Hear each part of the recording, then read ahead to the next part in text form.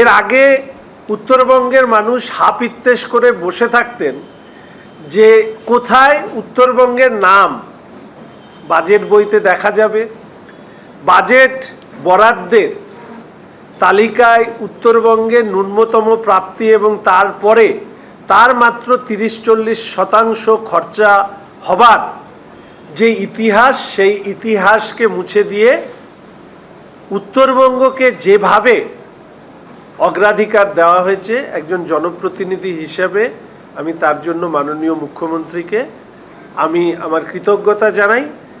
এবং এর আগে আমি যে কথা বলেছিলাম যে মাননীয় প্রধানমন্ত্রী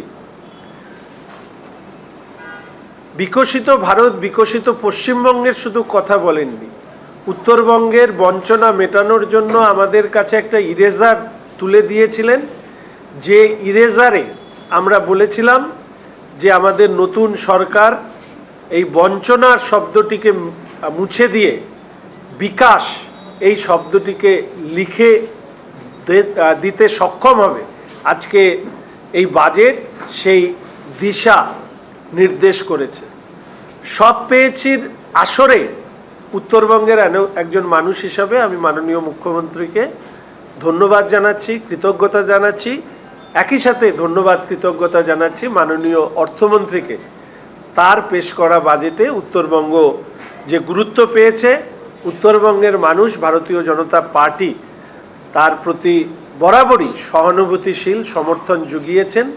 এক্ষেত্রে বলা যায় যে এর আগে উত্তরবঙ্গের মানুষের উত্তর না দিতে পেরে কিছু সময়ে স্বাস্থ্য উদ্ধারের জন্য প্রাক্তন মুখ্যমন্ত্রী উত্তরবঙ্গে যেতেন বইকি, কিন্তু তিনি যে প্রতিশ্রুতি দিতেন সেটা ছিল প্রতারণারই নামান্তর।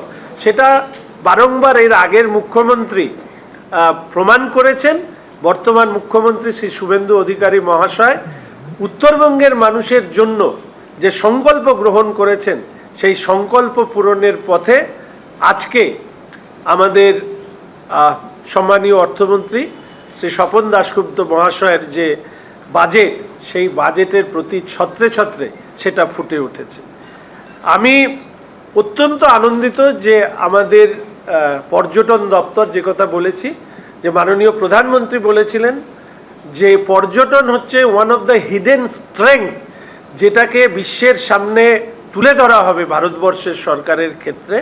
এবং আপনারা যদি দেখেন পর্যটনকেও ঠিক একইভাবে গুরুত্ব দেওয়া হয়েছে।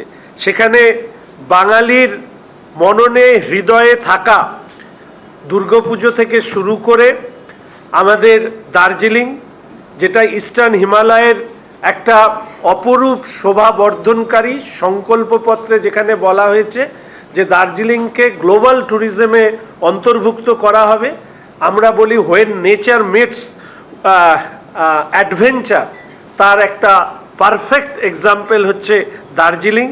এর পাশাপাশি সুন্দরবন, দীঘা সহ যে বিষয়গুলো পর্যটনে আমাদের সংকল্পপত্রে উল্লেখিত হয়েছে, যা আমাদের ভাবনা চিন্তার মধ্যে ছিল, তাকে সে ওয়েলনেস সেন্টার থেকে শুরু করে বিভিন্ন বিষয় পর্যটন এই বাজেটে উল্লেখিত হয়েছে।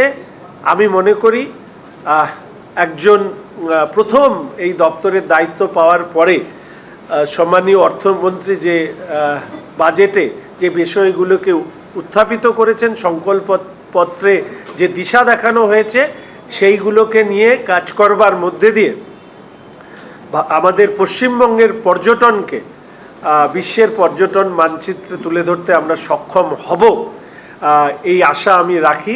এবিপি আনন্দ, এগিয়ে থাকে, এগিয়ে রাখি।